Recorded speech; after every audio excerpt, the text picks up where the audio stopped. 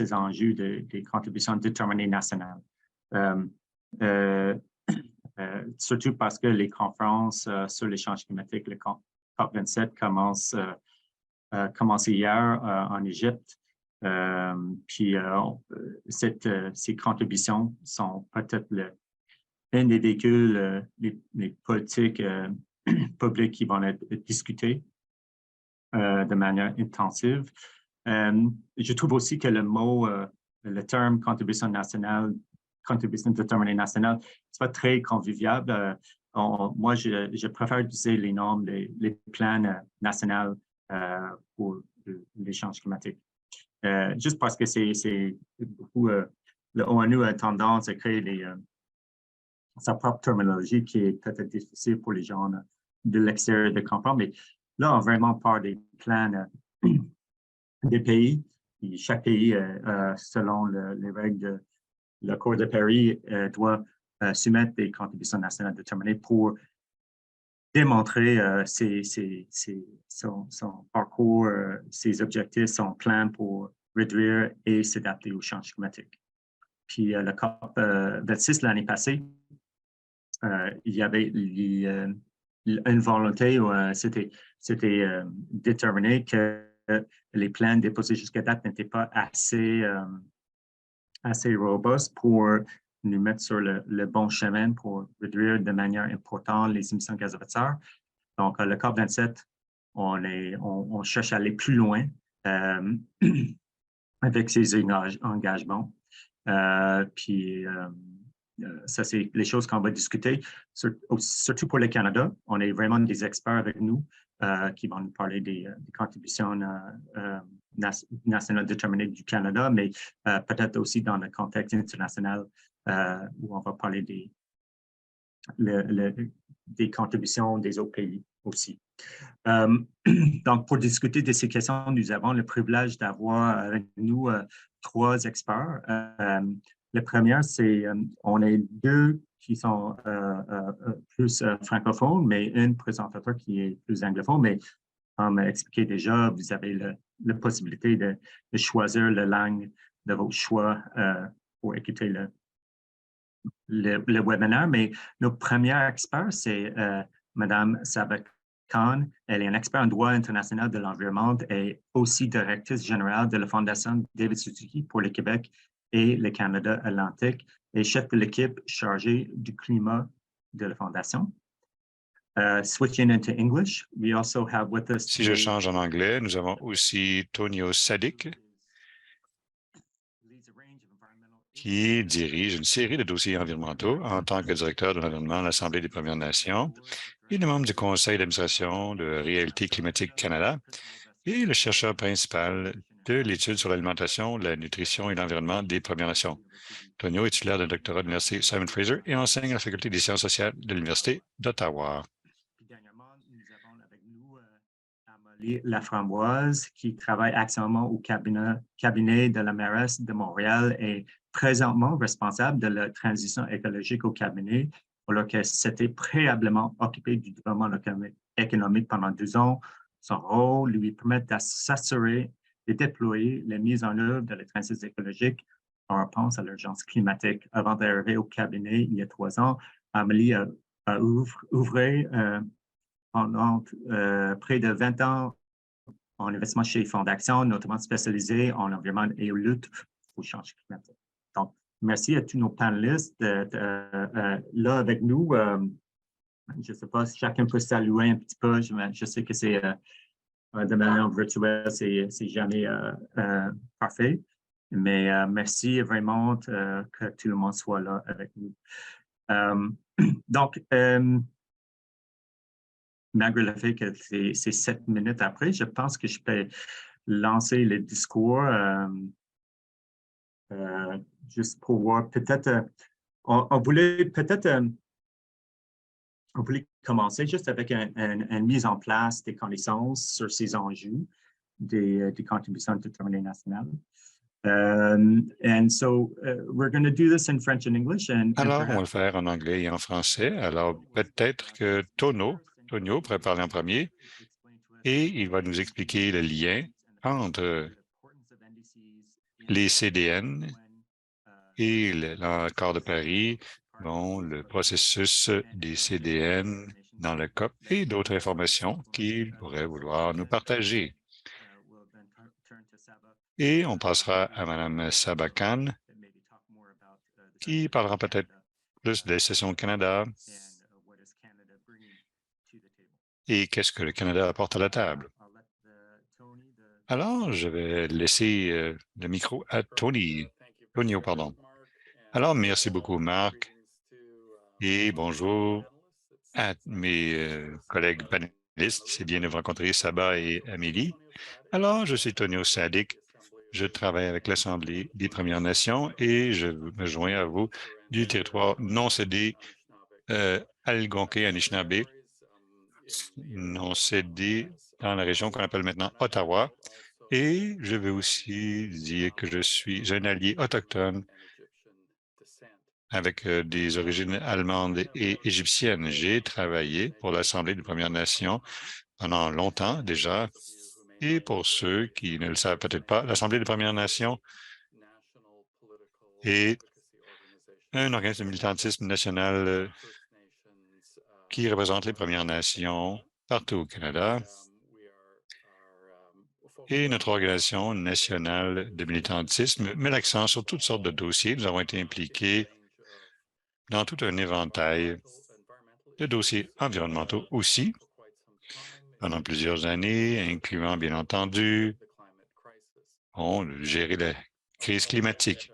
Bon, je remarque que nous avons une délégation en ce moment à Sharm el-Sheikh, en Égypte, au nom de l'Assemblée des Premières Nations, qui participe aux travaux de la COP 27, COP 27, et nous avons aussi une délégation impliquée dans ces COP climatiques depuis 2015. Et avant cela, comme plusieurs le savent, les circonstances pour la participation ont changé en 2015, alors que nous sommes sortis de l'ère Harper dans le gouvernement qui est actuellement en place. Et c'est pertinent non pas au point de vue de la politique partisane. Bon, l'Assemblée des Premières Nations n'est pas partisane pour ce qui est de son travail. Mais bien entendu, nous avons eu un changement important dans l'attitude du gouvernement actuel en commençant en 2015 à la COP de Paris, alors que la COP de Paris démarrait et l'entente de Paris en est sortie et a été finalisée de même que les CDN en 2016. Et le processus qui s'en est suivi depuis ce temps-là, bon, étant donné le point de vue spécial de l'Assemblée des Premières Nations, bien sûr, si c'est pertinent pour les CDN, l'accord de Paris et les réunions de la COP, comme Marc l'ont suggéré, nous, on met plutôt l'accent sur le fait qu'il faut s'assurer que les Premières Nations, nationalement, et les peuples autochtones internationalement soient inclus dans ce genre de discussion climatique. Et il y a tout un éventail de domaines sur lesquels on pourrait mettre l'accent pour peut-être décrire pourquoi c'est important. Bon, comment, par exemple, nos voix autochtones sont distinctes des autres voix qui ont un impact sur la santé de la planète, les changements climatiques. Et qu'est-ce que les Premières Nations amènent à la discussion, que ce soit à propos des CDN ou de la participation dans les réunions de la COP? Qu'est-ce que les Premières Nations amènent à la table qui pourrait être unique? And the answer to that question is a more complex question. Et la réponse à cette question, c'est une question plus complexe et nous espérons que nous aurons la chance d'en parler de d'autres façons aujourd'hui. Je ne veux pas trop prendre de temps, mais je vais remarquer quand même que un facteur important pour notre participation dans ces discussions, c'est la reconnaissance que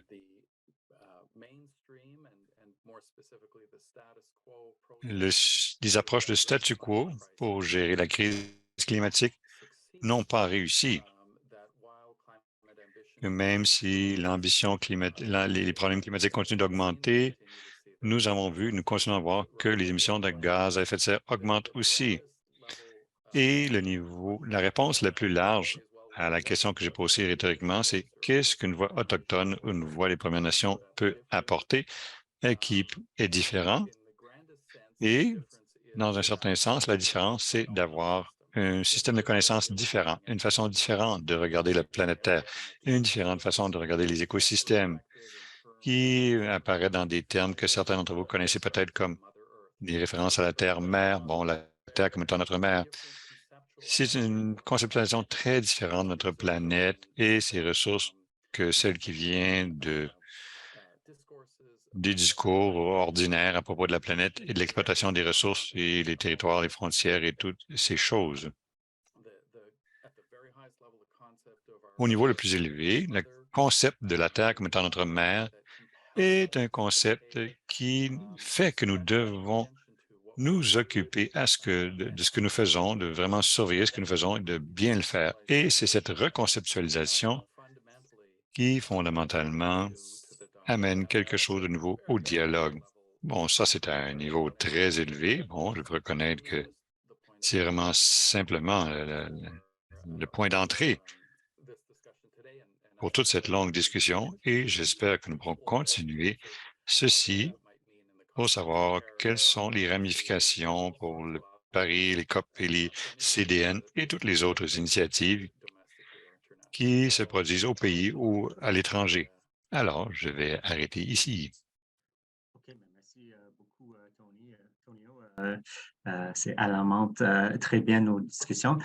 Je me demande, Saba, si vous êtes peut-être peut vous donner peut-être juste un aperçu de ces contributions déterminées nationales dans le contexte des négociations climatiques. D'accord. Bonjour tout le monde. C'est un plaisir d'être avec vous aujourd'hui. J'aimerais juste, pour commencer, vous souligner que je vous adresse de Tiohtià:ke, qui fait partie du territoire ancestral de la nation Kanien'kehá:ka et qui a longtemps servi de lieu de rencontre et d'échange entre plusieurs peuples autochtones. Maintenant, la question qui m'est posée, quelle est la CDN du Canada? Est-ce qu'elle est contraignante? Alors, il faut se rappeler que les contributions déterminées au niveau national, les CDN, sont vraiment l'outil central de l'accord de Paris.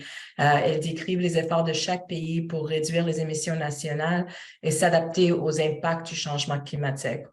Alors, pour le Canada, la CDN, c'est une réduction d'émissions de 40 à 45 des niveaux sous les niveaux de 2005 d'ici 2030. Puis, on parle des émissions de gaz à effet de serre. Le Canada s'est aussi engagé à atteindre la carboneutralité d'ici 2050. Alors, si on regarde le document qui est soumis par le Canada au registre des CDN, ça comporte 3 annexes. D'abord, il y a les plans et mesures fédérales.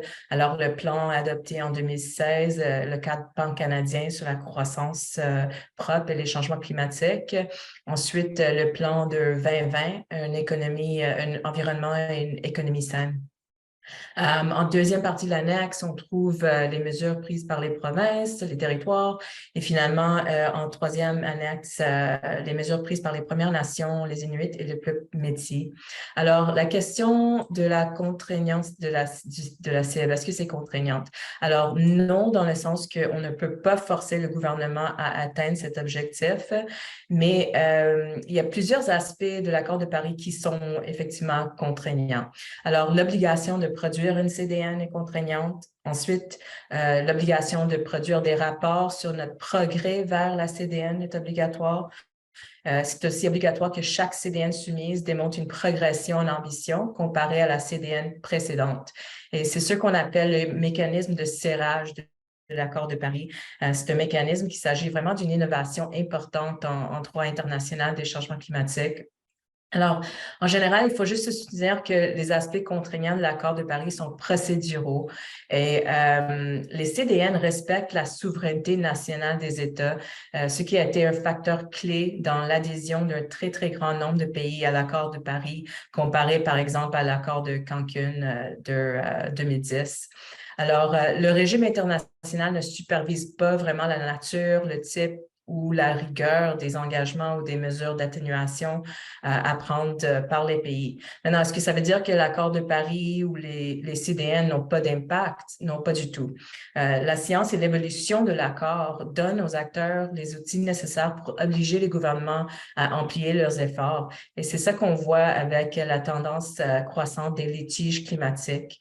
Dans les litiges climatiques, la science du GIEC et l'accord de Paris sont interprétés avec aussi le droit international de la personne, alors les droits humains, pour critiquer le manque d'action climatique par les gouvernements. On a déjà vu beaucoup de causes passer à la Cour en Allemagne, le Brésil aussi, l'Irlande.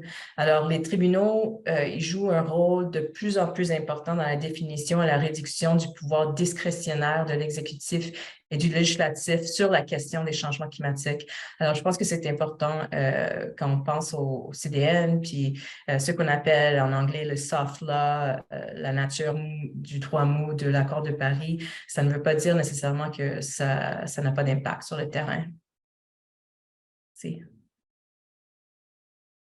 Merci beaucoup.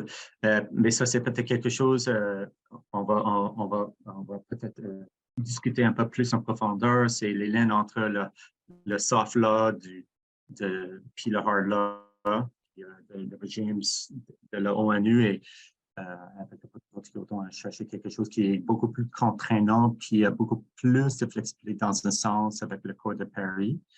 Mais dans le monde de sciences politiques, on parle beaucoup des rôles importants des acteurs non étatiques, ça veut dire que les ONG, les villes, les entreprises avec la responsabilité sociale des entreprises et aussi les Premières Nations. Donc, peut-être c'est quelque chose qui vont alimenter un peu nos discussions pendant notre séance ici ensemble. Si je peux peut-être tourner vers une question un peu plus précise. Ça, c'est pour tout le monde. On a hâte de vous entendre, Madame Laframboise.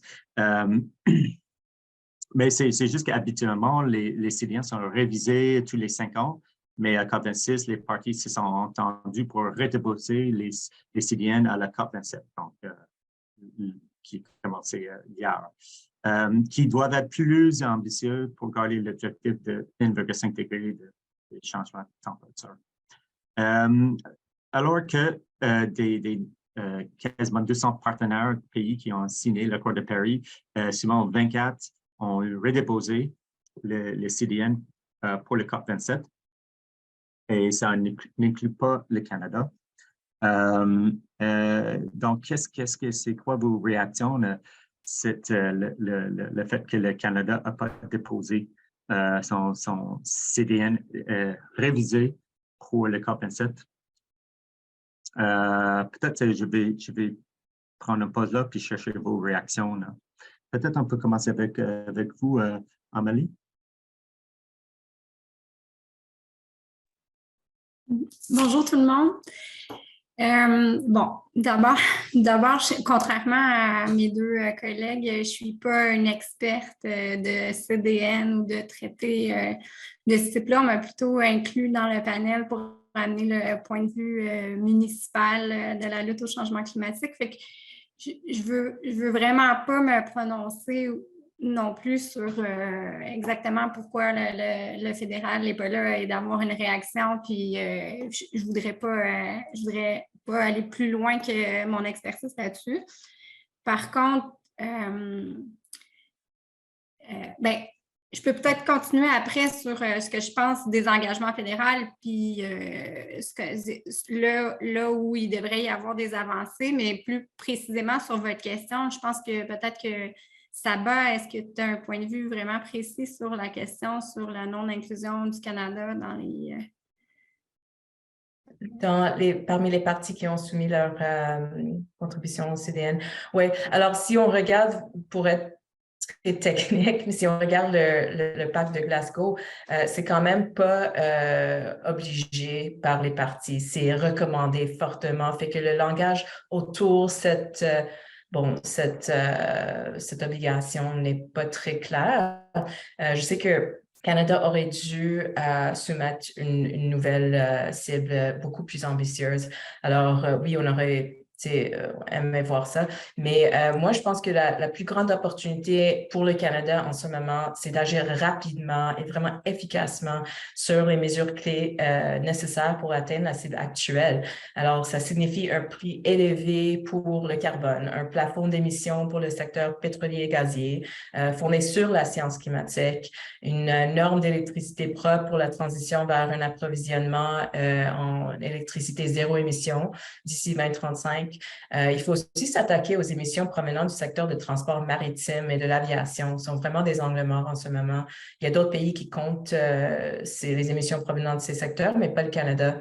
Fait que je pense que j'espère qu'on verra la mise à jour de la CDN du Canada avec une cible plus ambitieuse, puis aussi avec des informations détaillées sur la mise en œuvre du plan de réduction des émissions qui a été adopté dans le cadre de notre législation zéro émission nette.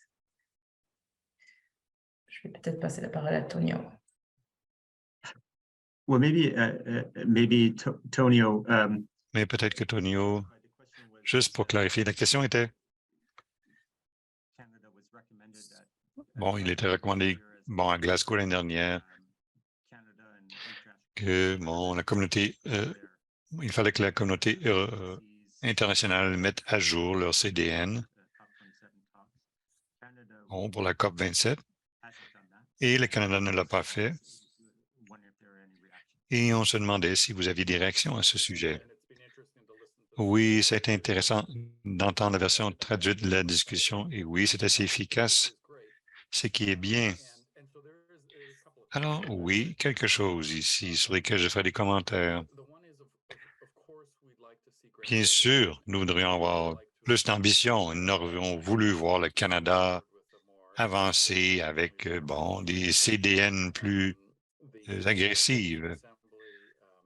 Bon, l'Assemblée des chefs qui fournissent notre mandat ont passé une résolution en 2019 qui ont déclaré l'urgence climatique et ils ont demandé une réduction de 60% en bas des niveaux de 2010 d'ici 2030.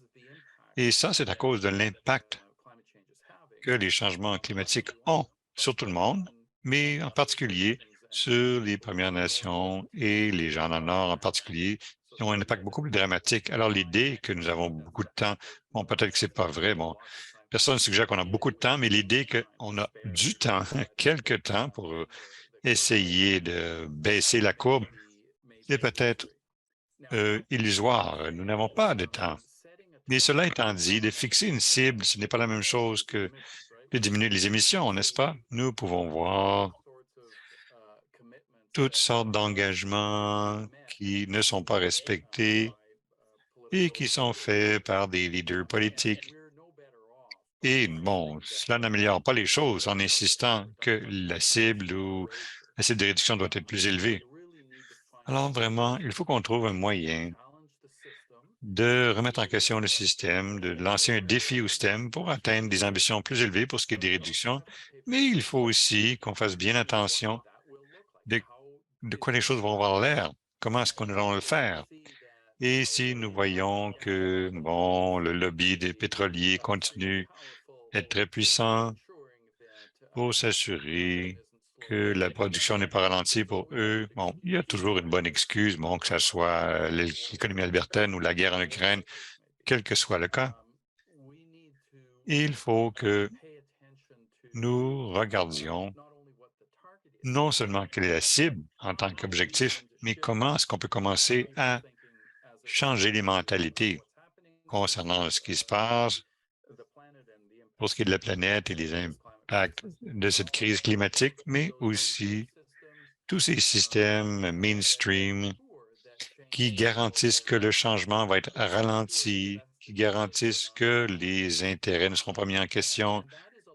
Et ça, c'est une grande partie du travail que nous faisons.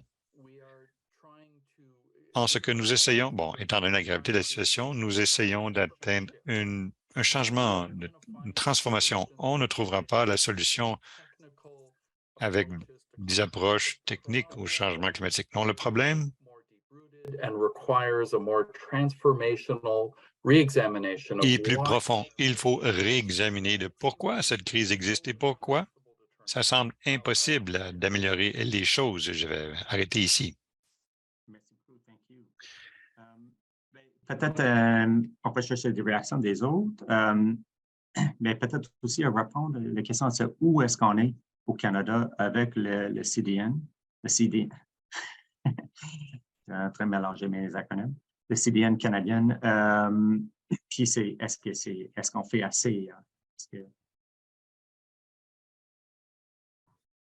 Saba ou Amalie?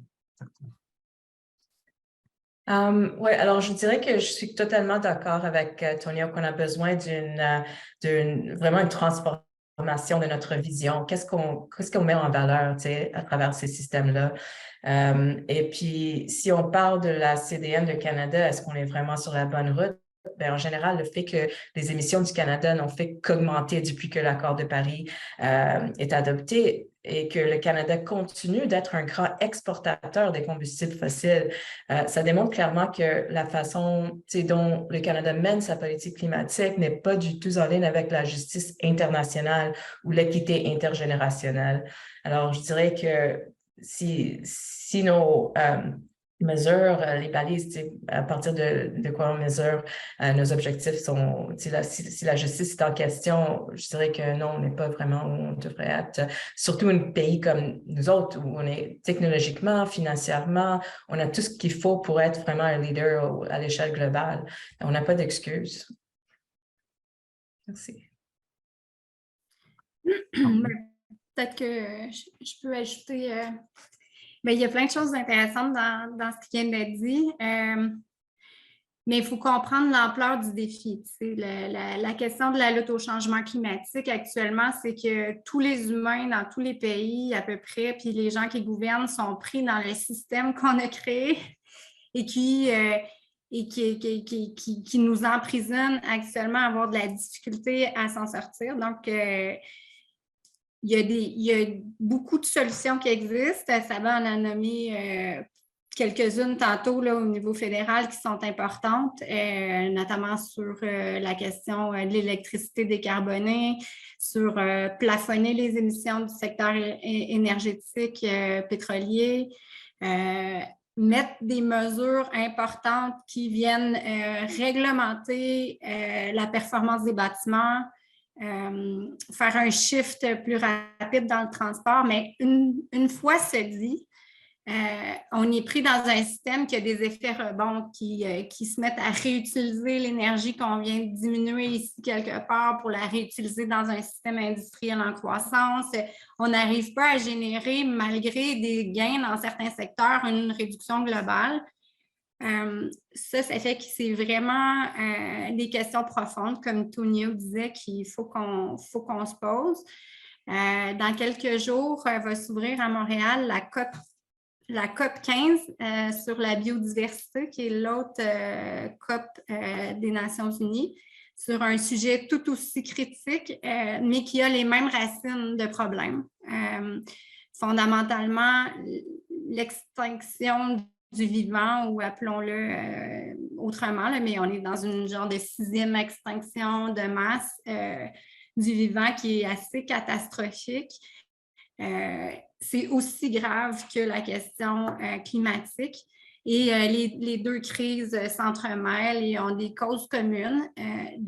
J'amène le sujet de la COP 15 parce que, justement, comme Tonia disait, sur les questions fondamentales du système, il y a un gros collectif de la société publique, de la société civile à Montréal avec au-delà de 80 organisations, je crois, qui organisent des événements en marge de la COP 15 et il y a un de ces événements-là qui est sur les causes sous-jacentes à la crise de perte de biodiversité. En anglais, ils appellent ça les underlying causes, je pense, là. Puis c'est comme ça qu'ils appellent ça dans les documents scientifiques du GIEC et de l'IPBES, là, qui est l'équivalent du GIEC du côté de la biodiversité. Et donc, c'est un événement de 2 jours. Je trouve que, puis dans ça, on vient positionner, bien, je dis on, là, mais c'est pas du tout organisé par la ville, mais je trouve que c'est intéressant les sujets qu'ils proposent. Puis c'est des réflexions qui demandent à ce que dans les COP, on traite des questions des systèmes et des transformations de systèmes, parce qu'à partir du moment où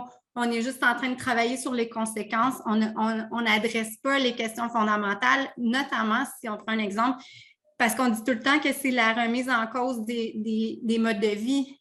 Fondamentalement, nos modes de vie sont énergivores pour tout ce qu'on consomme, qu'on se déplace, qu'on achète, nos maisons. En fait, qu'on a un niveau de consommation énergétique qui n'est pas viable et qui, selon les chiffres du GIEC, doit être à peu près de 40 de l'énergie actuellement consommée, là, si je me rappelle bien, dans le rapport du GIEC. Donc, les questions qu'il faut qu'on se pose à travers ça, c'est comment on arrive à réduire de façon importante la consommation énergétique nécessaire à faire fonctionner nos sociétés.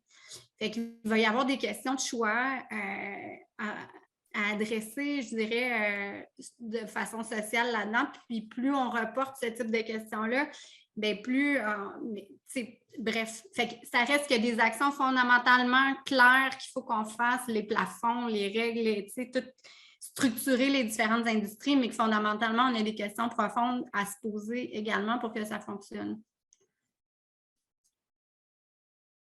Okay, merci. Peut-être lié ça, je vais juste peut-être retourner à la question des contributions de l'autonomie nationale du Canada. Et qu'est-ce qu'on peut faire pour assurer qu'il n'y a personne qui est laissé de côté dans cette transition? J'aimerais entendre plus sur les Premières Nations et également des travailleurs, les jeunes, les personnes vulnérables. C'est quoi vos réflexions là-dessus? Puis je ne vais pas faire la traduction là moi-même. Je vais laisser le monsieur travailler sur la traduction. Tonio, I don't know if you would want to lead us in that issue. Tonio, je ne sais pas si vous voulez nous mener dans cette discussion. Oui, c'est une excellente question et vraiment, il faut se fonder sur un point très important que Amélie vient de faire.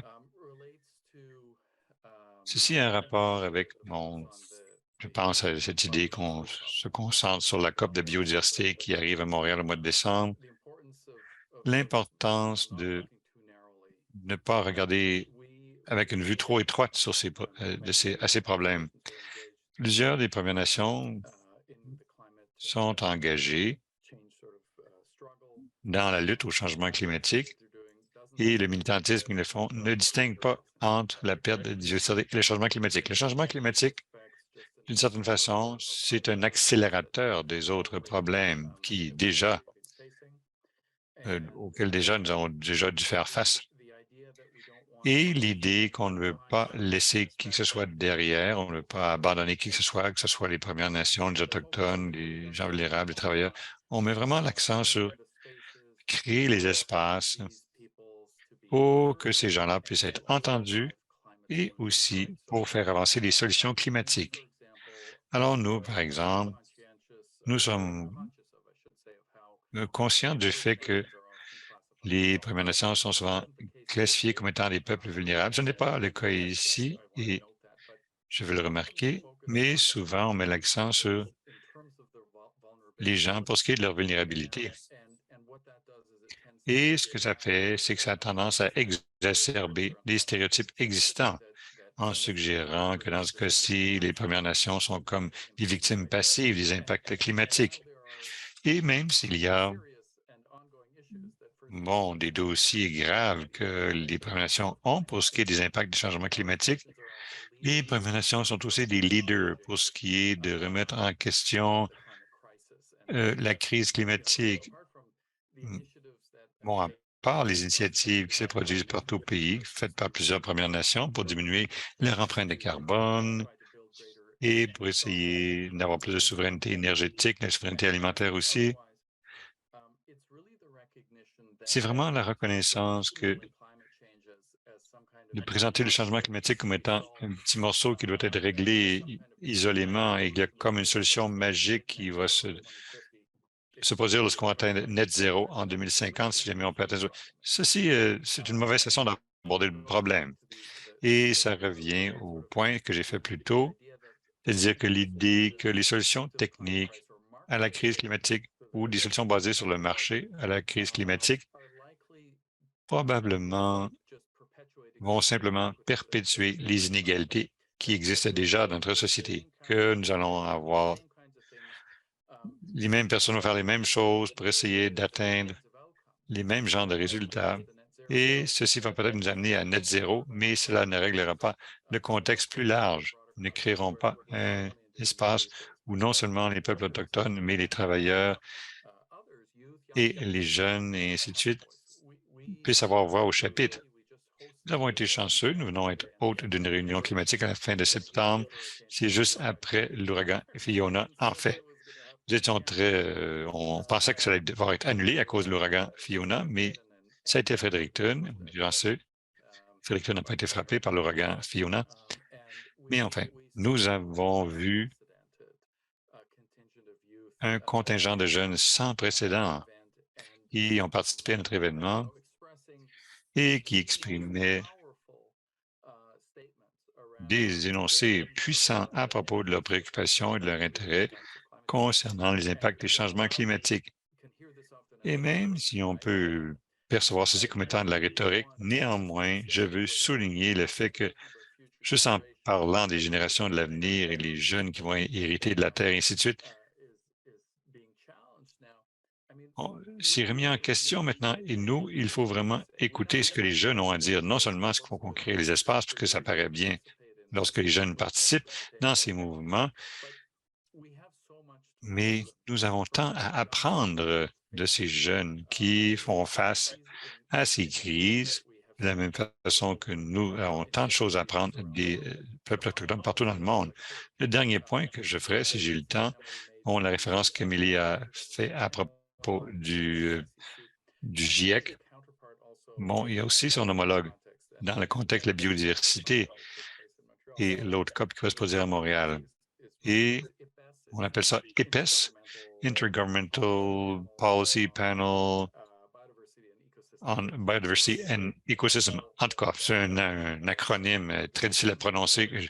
Je pardonne le traducteur qui n'est pas capable de le traduire, mais ce panel IPEC qui a rapport avec la perte de biodiversité et ceci a rapport avec,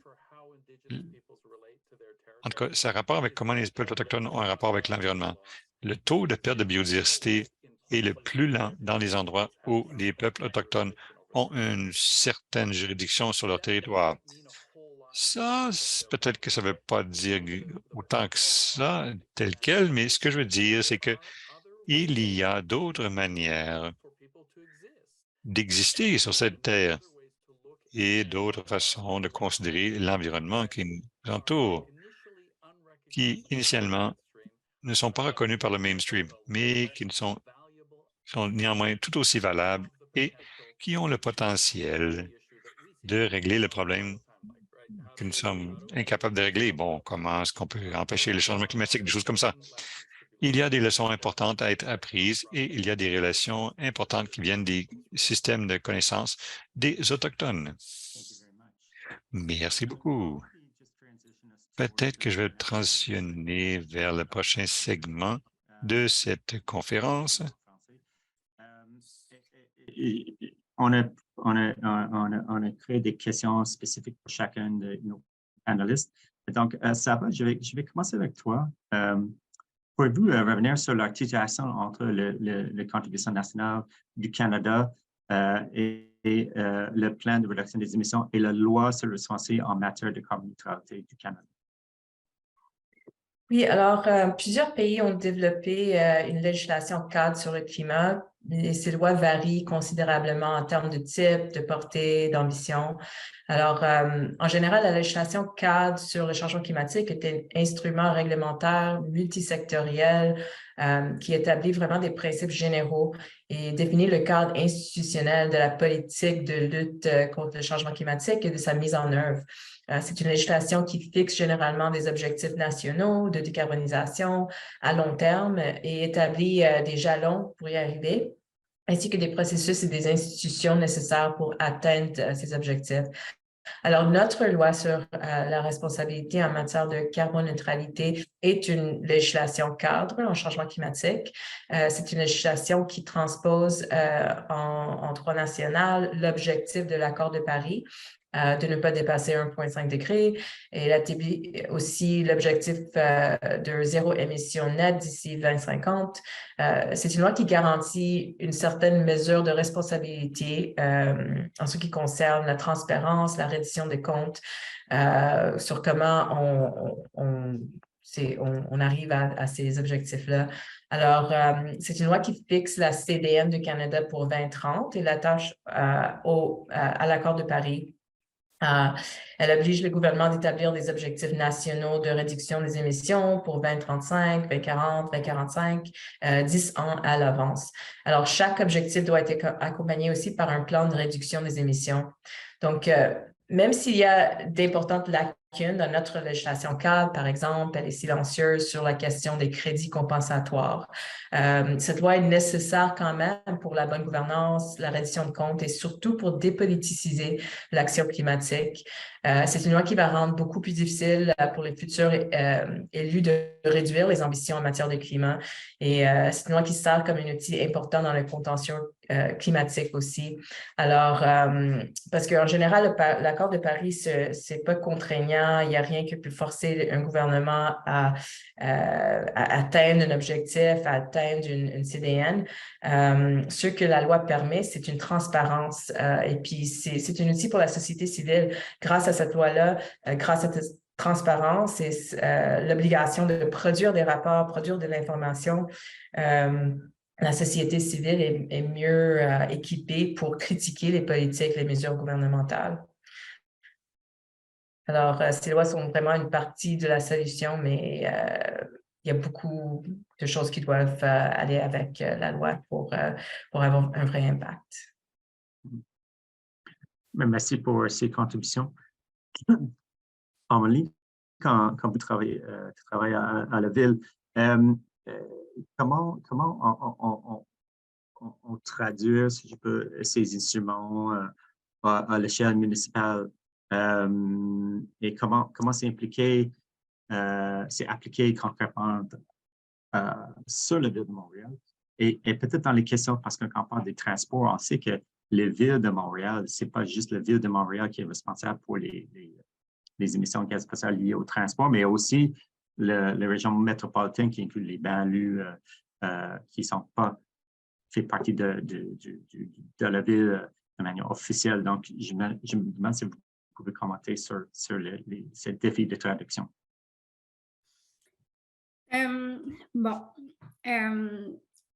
Bonne question. En fait, c'est clair.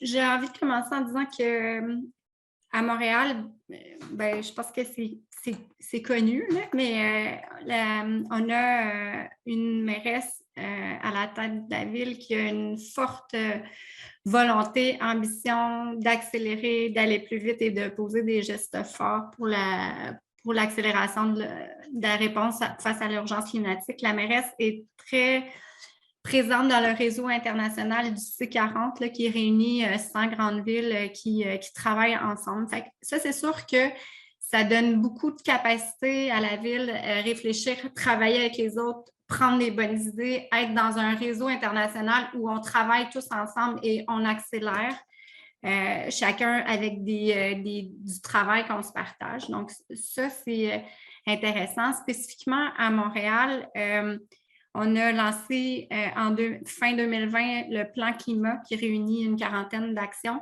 Là-dedans, il faut comprendre que le défi de Montréal sur la lutte au changement climatique, précisément, là, je dis toujours, c'est 40-30-30, 40 des GES qui viennent du transport, 30 qui viennent du bâtiment, 30 qui viennent du secteur industriel.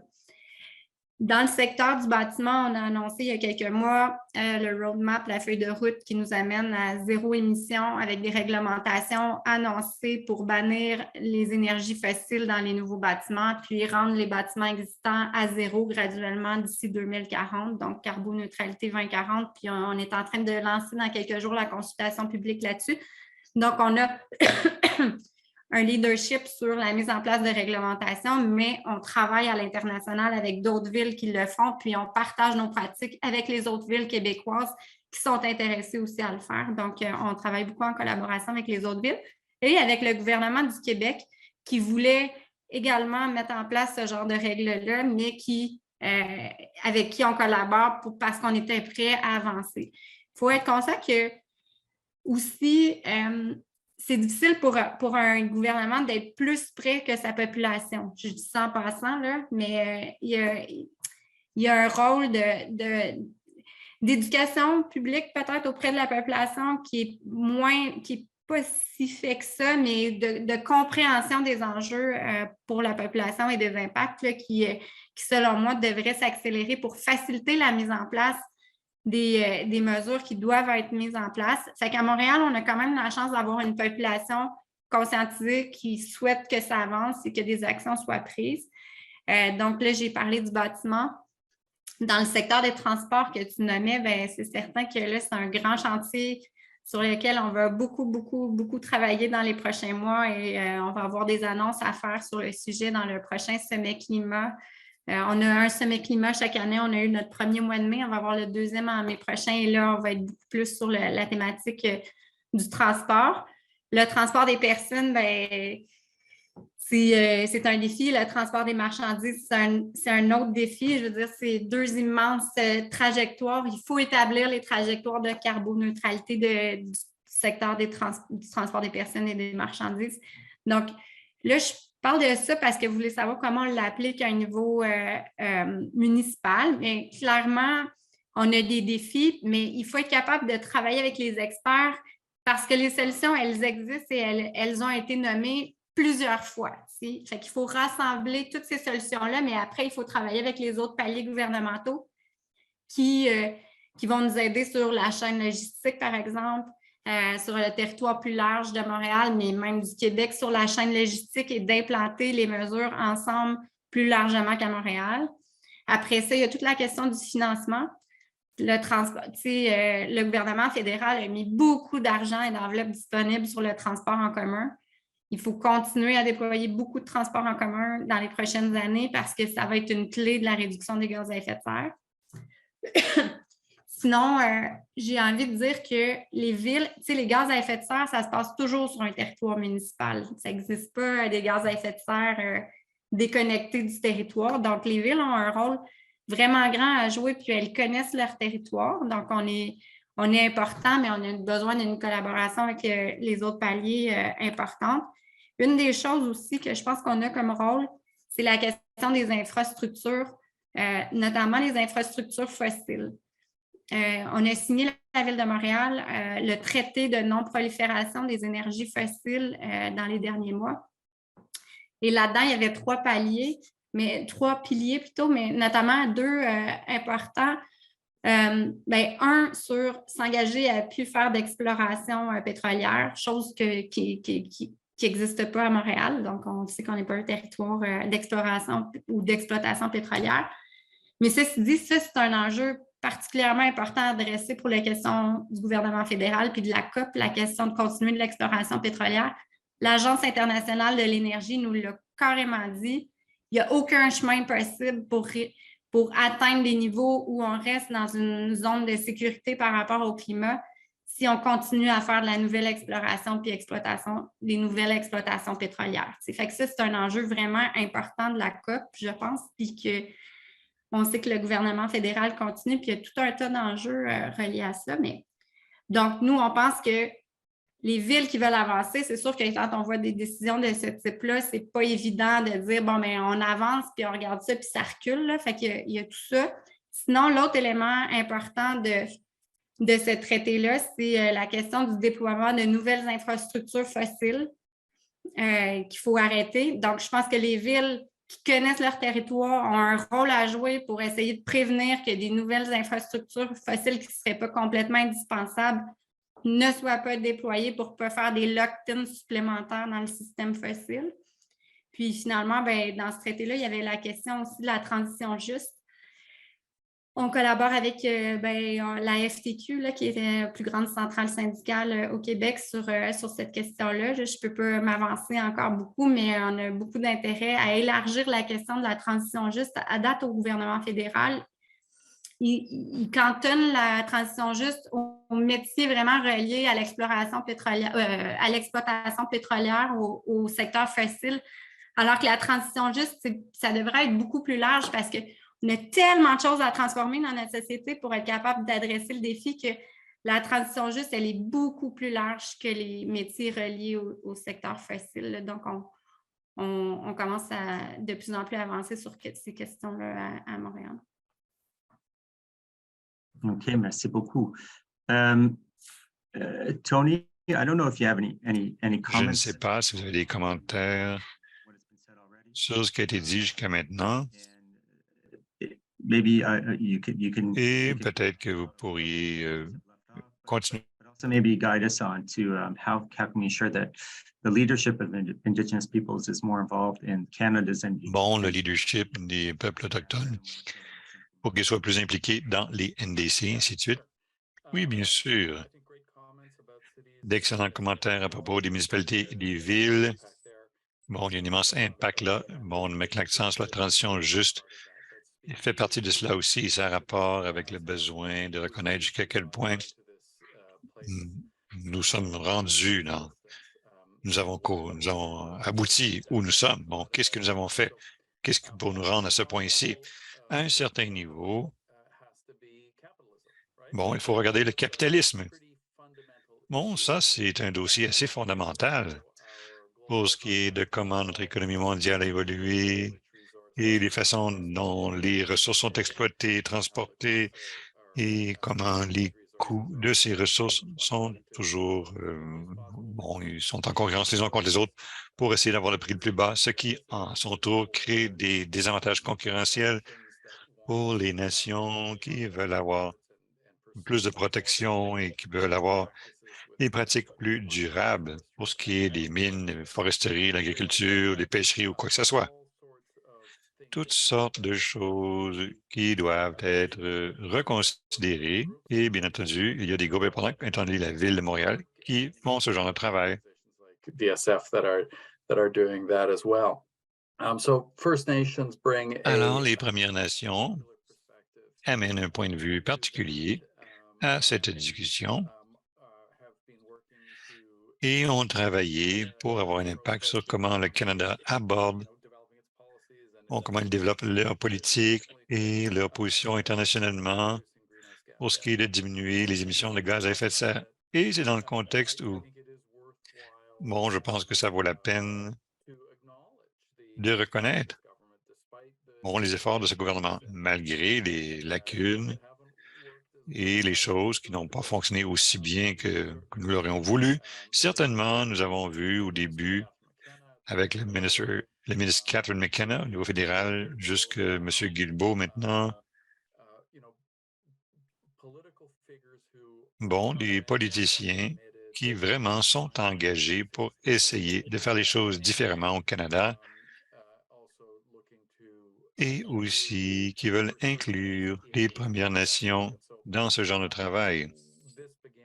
Alors, ceci a commencé pour nous de la façon la plus tangible, la plus concrète en 2016, suite au cadre pan-canadien, où on s'est trouvé exclu des discussions qui ont mené au développement du cadre pan-canadien, le Pan-Canadian Framework, et la réponse du gouvernement à notre exclusion a été de créer une table distincte qui s'appelle le Term Committee on Climate Action. C'est une table technique.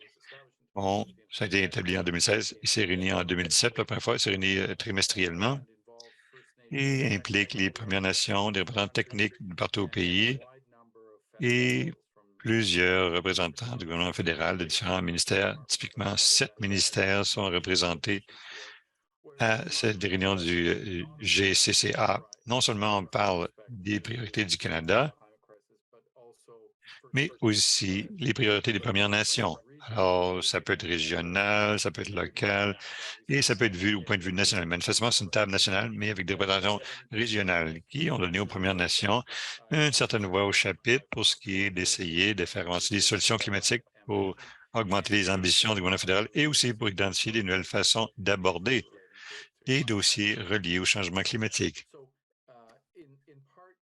Alors, en partie, même si nous voyons que le Canada doit et peut faire, qu'on peut en faire beaucoup plus, néanmoins, on veut reconnaître aussi que les gouvernements, les partenaires efficaces tentent de créer un espace pour qu'il y ait une discussion plus inclusive à propos de comment aborder le changement climatique. Bon, un des grands problèmes auxquels nous continuons de faire face dans le contexte de la charpente pan-canadienne, c'est le prix du carbone. Et ça, c'est toujours quelque chose qui nous cause désarroi parce que fixer un prix pour le carbone, c'est tellement important. C'est un mécanisme basé sur les marchés qui probablement a une grande probabilité de réussir lorsque c'est inclus avec plusieurs autres mesures d'atténuation du changement climatique. Mais mettre un prix sur le carbone ne parle pas des détails, comme par exemple le fait que les gens dans le Nord, bon, il y a des mots défis à ce moment-là. Et ça, c'est juste comme exemple, à titre indicatif. Si vous vivez dans une communauté qui n'a pas d'accès routier, et il y a plusieurs communautés comme ça au Canada, plusieurs d'entre elles sont des communautés de Premières Nations, mais il y a aussi des communautés non autochtones qui sont dans cette situation. Tout ce qui arrive dans la communauté arrive, soit sur des routes de glace ou des bateaux, mais souvent par avion, ce qui dramatiquement augmente le coût des fruits, par exemple, dans le Nord, bon, les fruits qui viennent du Sud. Le coût de ces aliments est influencé par le fait que ça doit être transporté.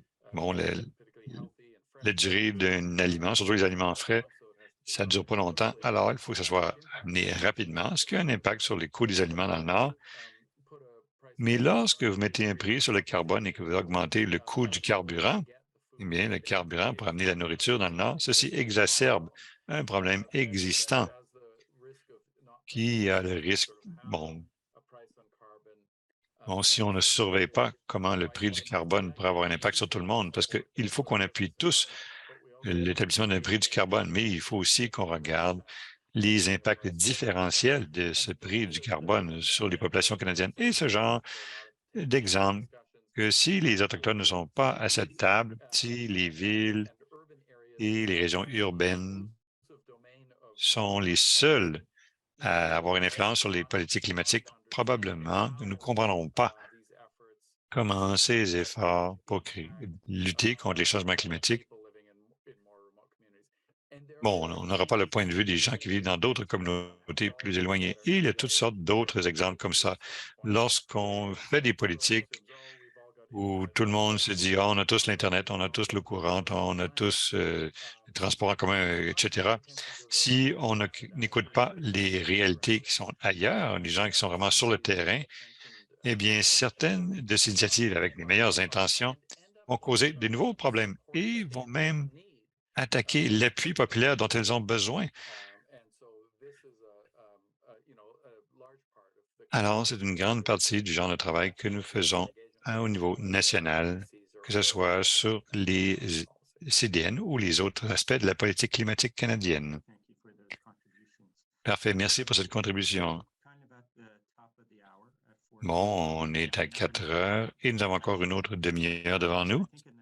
Et je pense que dans les 20 prochaines minutes, on voulait diriger la discussion vers qu'est-ce que nous pouvons faire au Canada. Bon, les Québécois, les Premières Nations, le Canada anglais, et ainsi de suite. Je voulais juste peut-être faire juste un commentaire sur peut-être quelque chose qui peut être intéressant pour les participants ici. C'est juste, je dirige un partenaire de recherche, puis juste Madame Laframboise, juste sur une chose qu'on a comparé un partenaire de recherche, on a comparé la façon que les villes canadiennes planifient les investissements dans les infrastructures pour les transports avec la façon que c'est fait en Californie. Puis, une chose qui est frappante avec la Californie, ils exigent les planifications, c'est institutionnalisé, puis les villes, puis les secteurs vont planifier leurs activités de comment ils vont réduire les émissions de gaz à effet de serre dans les prochaines 20 ans, là, puis avec des gros plans de chaque année qui s'est présenté à les grandes villes, comme Los Angeles ou San Francisco. Et ce n'est pas quelque chose qu'on a trouvé ici au Canada. Peut-être on va avoir un moment pour discuter c'est quoi les infrastructures de planification qui sont ici au Québec et ailleurs au Canada. Puis peut-être une autre question, c'est de vous poser des questions, peut-être juste vous chercher vos réactions sur les CDN des autres pays. Est-ce qu'on doit être, on a des élections aux États-Unis, les midterms aux États-Unis aujourd'hui, je les dois croiser, mais je ne sais pas qu'est-ce que ça va donner aux États-Unis. Ils ont adopté une loi sur le Inflation Reduction Act, je m'excuse, qui a rien touche beaucoup les enjeux des changements climatiques. Je me demande comment on peut se positionner vis-à-vis les CDN des autres pays, puis peut-être aussi un commentaire sur les Américains. Et voilà, je lance le bal. Il nous reste encore un bon 17 minutes.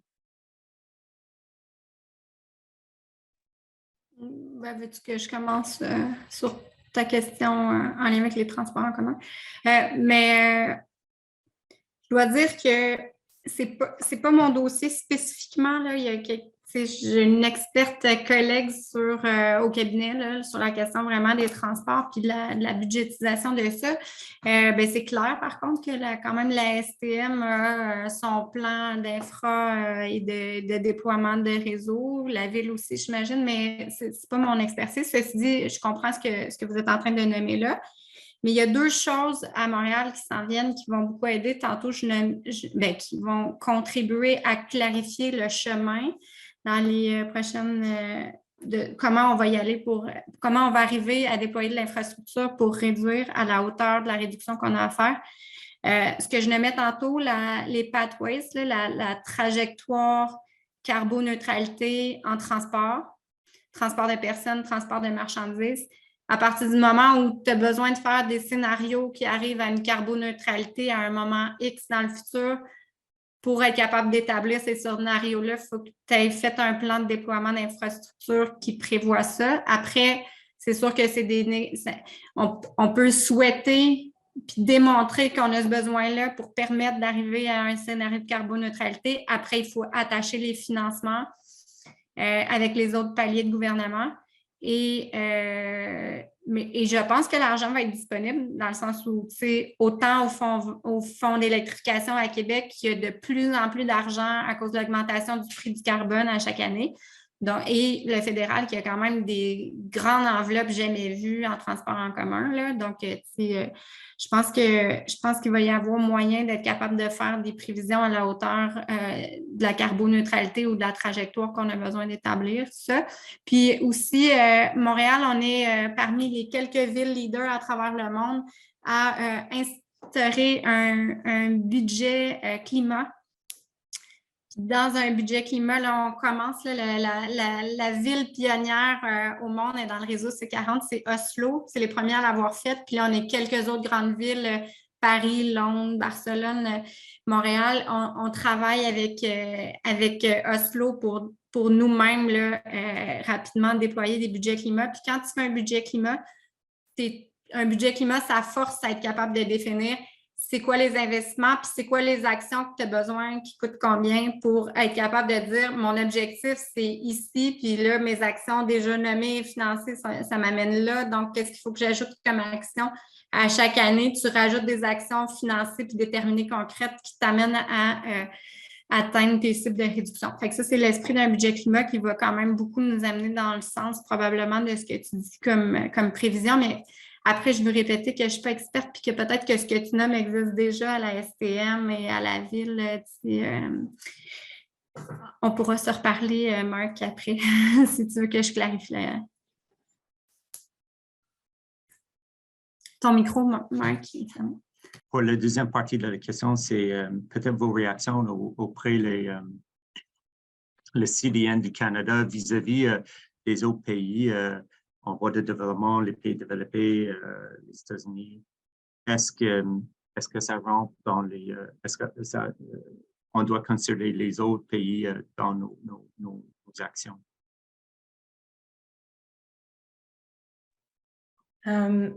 Si vous me permettez. Alors, je pense que la question concerne principalement nos relations avec nos partenaires internationaux et sans vraiment cibler sur leur contribution nationale. Je sais qu'il va y avoir un inventaire en 2024. À la prochaine COP 28, on va voir l'évaluation de toutes les CDN.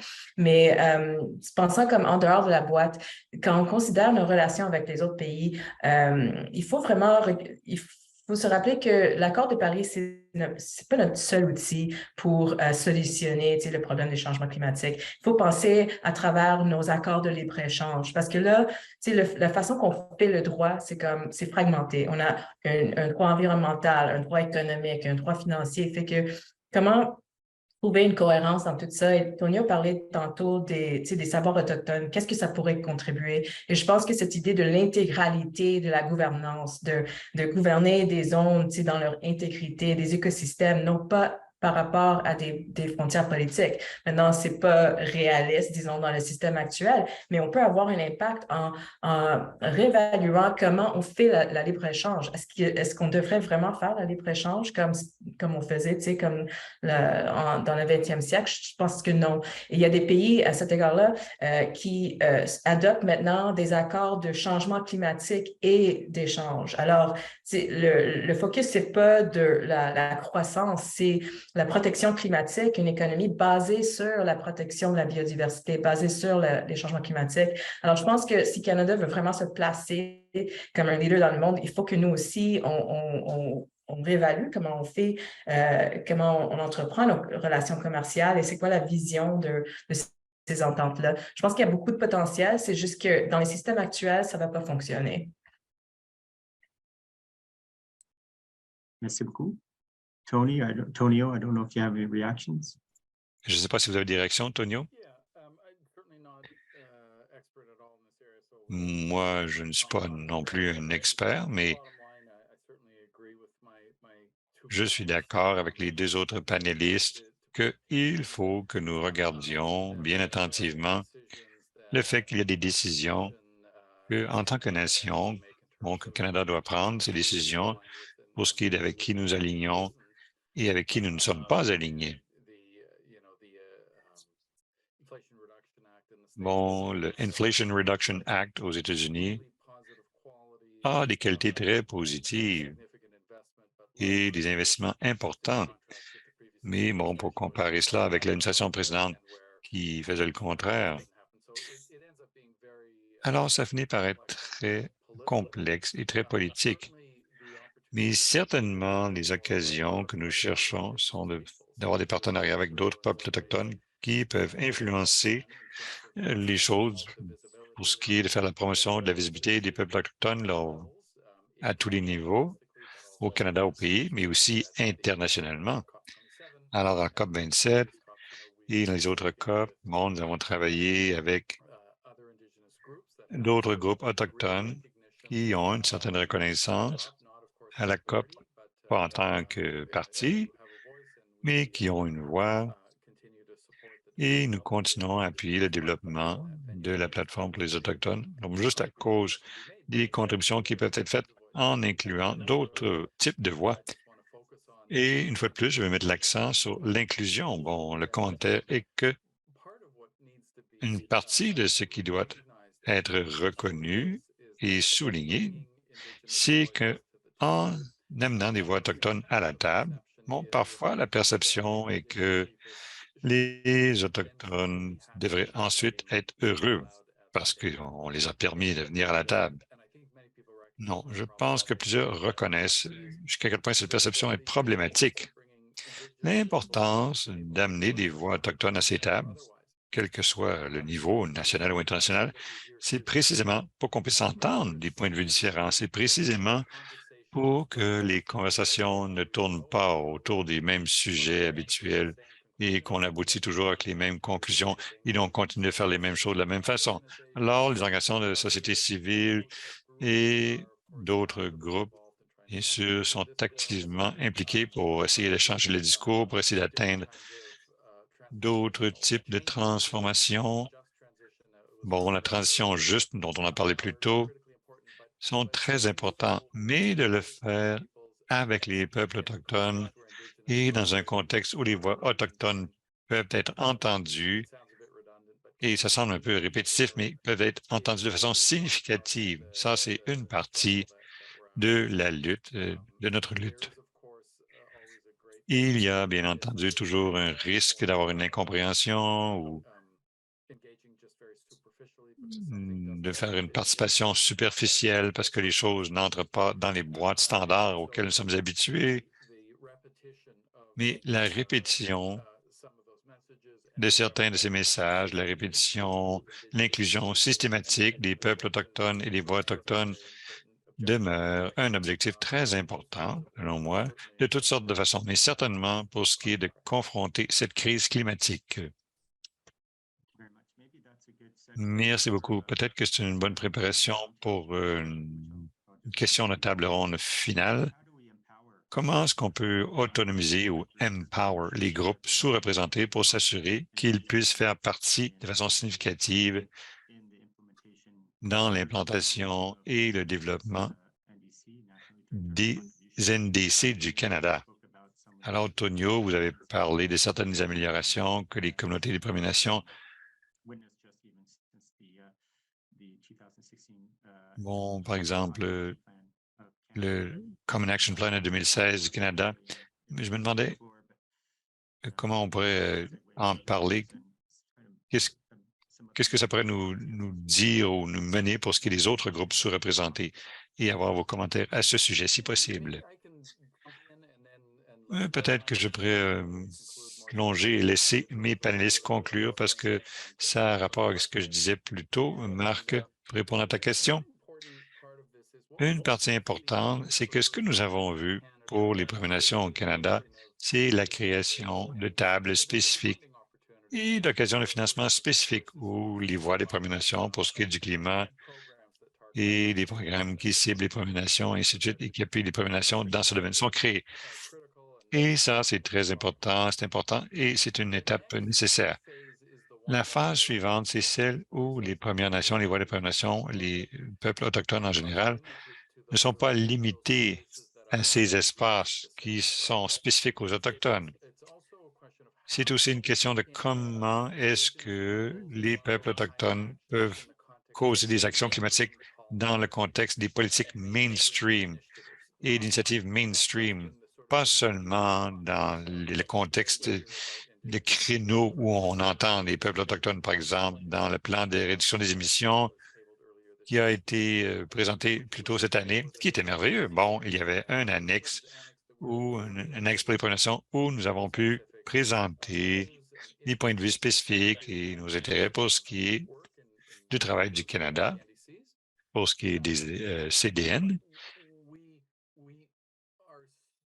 Mais je ne veux pas utiliser le mot se battre. Non, on se débat, on essaie de remettre en question le système pour dire nous ne devrions pas être, les voix des Premières Nations ne devraient pas être limitées aux annexes ou aux chapitres sur les peuples autochtones. En tout cas, ce sont des choses importantes, mais il faut aussi qu'il y ait une réflexion de dialogue en cours qui existe, qui se fait avec des discours mainstream et des représentations ordinaires pour qu'on puisse avoir une participation plus robuste en général.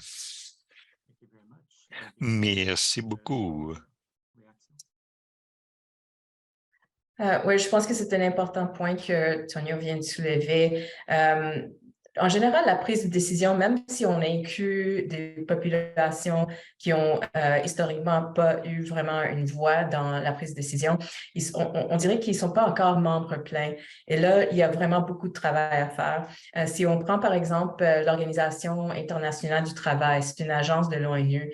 Là, les membres ne sont pas juste des États. Il y a des employeurs, des travailleurs, des États qui sont membres ensemble, qui adoptent des standards, les normes ensemble.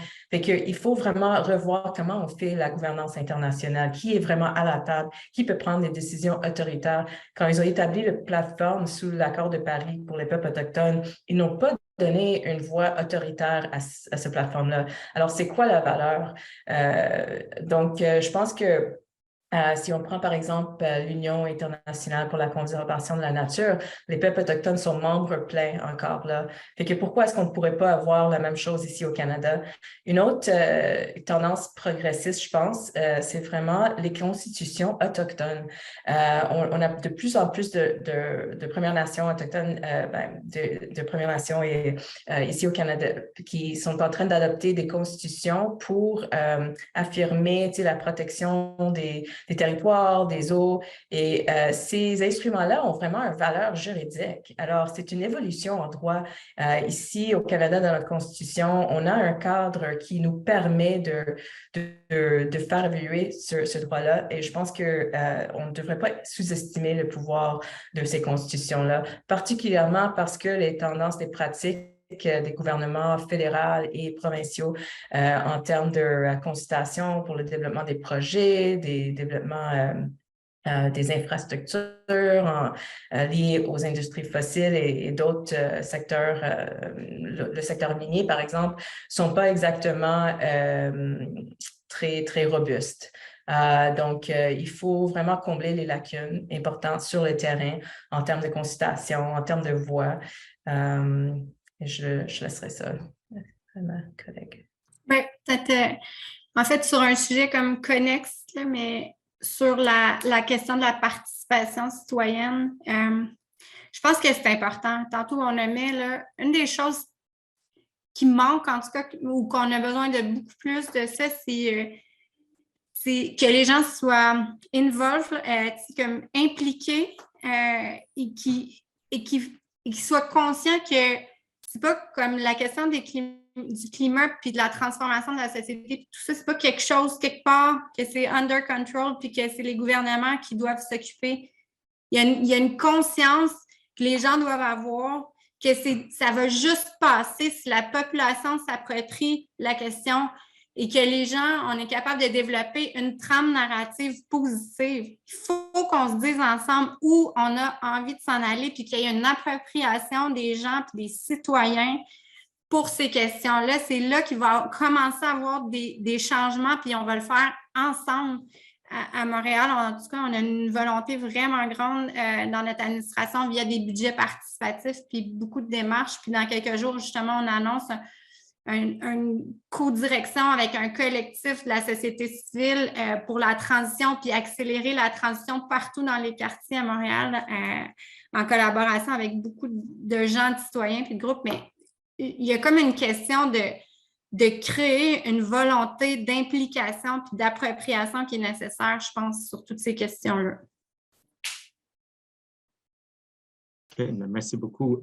Il nous reste 10 minutes. Je crois qu'on a la capacité d'ouvrir les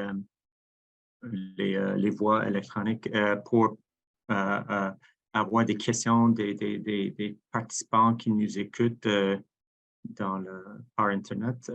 Est-ce qu'il y a des gens qui ont des questions? J'imagine que vous pouvez taper vos questions soit dans le chat ou soit dans ou comment procéder. Je vais attendre une minute encore, mais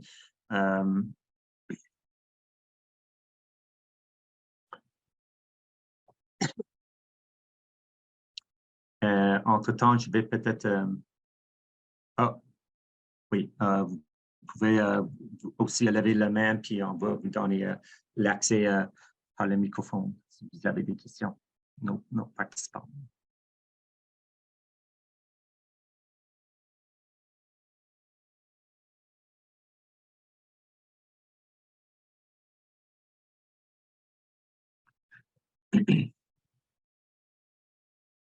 Peut-être aussi juste une observation, maybe also for Tonio.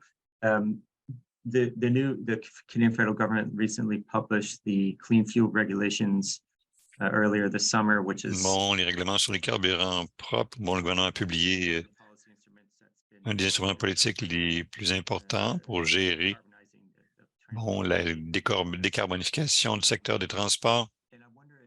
Et je me demandais s'il y a des commentaires spécifiques à ce sujet. Bon, la participation des Premières Nations dans le développement de cet instrument politique, parce que ça fait plusieurs années que ça a été en chantier.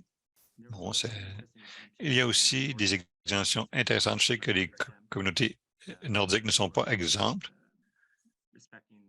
Bon, concernant les cibles de réduction de carbone dans cet instrument de politique, mais je me demandais s'il y avait d'autres informations. Vous auriez peut-être des révélations, des aperçus sur cette loi et les communautés nordiques éloignées. J'aimerais bien avoir l'information supplémentaire, mais je n'en ai pas. En partie, c'est parce que je ne suis plus le directeur de l'environnement à l'APN. Je joue un rôle plus important et je ne suis plus directement impliqué dans les discussions plus techniques. Néanmoins, nous sommes impliqués dans tout un éventail d'aspects pour les politiques fédérales et ainsi de suite. Mais nous avons une capacité limitée, nous avons peu de personnel. Mais je suis désolé, je ne peux pas faire de commentaires. Je vois qu'une main s'est levée. Peut-être que je vais arrêter de parler et nous aurons une participation plus profitable.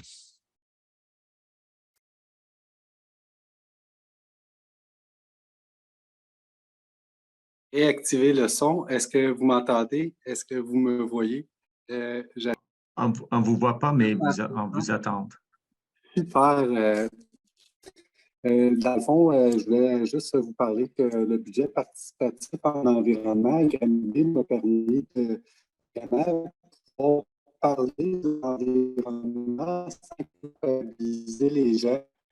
Moi, je m'en parle de tout ça aux gens, puis les gens sont vraiment culpabilisés ou vraiment ils se m'éloignent d'eux, puis ils s'éloignent de l'environnement. Puis le budget participatif en environnement, c'est quelque chose qui est à la fin de quelque chose d'émerveillant que je leur raconte, mais finalement, ils vont arriver puis ils vont avoir l'action d'aller voter pour mon projet. Puis ce que ça fait, c'est vraiment que ça les rapproche un pas vers l'environnement. Puis moi, ils se rapprochent de moi. Moi, je deviens peut-être même populaire. Puis là, quand ils se promènent en auto puis ils me voient ramasser des déchets, mais c'est toutes des choses positives. Puis je trouve que c'est vraiment vers là où nos citoyens, nos gouvernements devraient nous encourager. Là, Amélie Laframboise en a parlé juste un petit peu vers la fin. C'est pour ça que j'interviens là, pour vous encourager vers cette direction-là. C'est possible, mais Amélie, est-ce que vous pouvez y répondre? J'avoue, il y avait une certaine distorsion avec la question. Au début de la question, Jonathan, on vous entendait mal, mais c'est bien, il a pu donner un peu plus de détails, mais oui, on a des budgets participatifs dont l'enveloppe augmente chaque année à Montréal pour toujours de plus en plus de projets proposés, votés, choisis par les citoyens qui sont sur différentes thématiques. L'année passée, c'était la transition écologique. Cette année, il y a un gros sujet sur les jeunes, l'implication des jeunes, des projets proposés par les jeunes. Donc, ça amène une belle différence d'implication des jeunes dans la ville et leur capacité d'avoir de l'impact à travers ces projets-là. Merci. Okay, merci pour les questions. Il nous reste encore 4 minutes, mais peut-être la question qui est là, qui était qu'est-ce qu'on peut faire? Je sais qu'on a discuté de certaines institutions, l'expérience de certains groupes, là, mais est-ce qu'il y a des autres choses qu'on peut mieux faire pour travailler ensemble, pour avancer la mise en œuvre de la contribution canadienne? Je dirais que je pense qu'on a beaucoup de travail aussi à faire, à continuer à humaniser les sciences climatiques. On parle des tonnes de GRS, on parle des trucs vraiment scientifiques que la plupart des gens ne comprennent pas. Ils ne voient pas comment ça affecte leur propre vie. Fait que je pense que dans la communication climatique, il reste encore du travail à faire. Et pour démontrer que on peut consommer mieux, consommer moins. C'est pas une question de consommation non plus, mais c'est au gouvernement de créer les paramètres de nos économies, de notre qualité de vie aussi, d'assurer une certaine qualité de vie. Fait que le côté de la communication est très important à ne pas oublier. Et souvent, c'est important de communiquer sur les adaptations, sur l'adaptation pour arriver à l'atténuation. Historiquement, on faisait toujours, on mettait l'axe sur l'atténuation et ensuite l'adaptation venait après. Mais peut-être c'est le temps de renverser ça maintenant.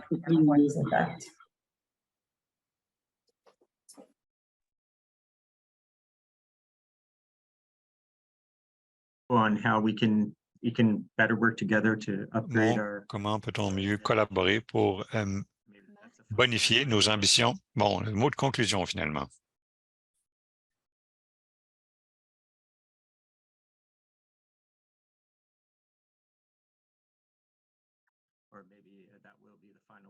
Ou peut-être que ça va être le mot de conclusion. Je pense peut-être Vous nous avez demandé le mot de la fin, excuse-moi. Oui, je vois. Donc, allez-y, on va retourner la parole à nos organisateurs.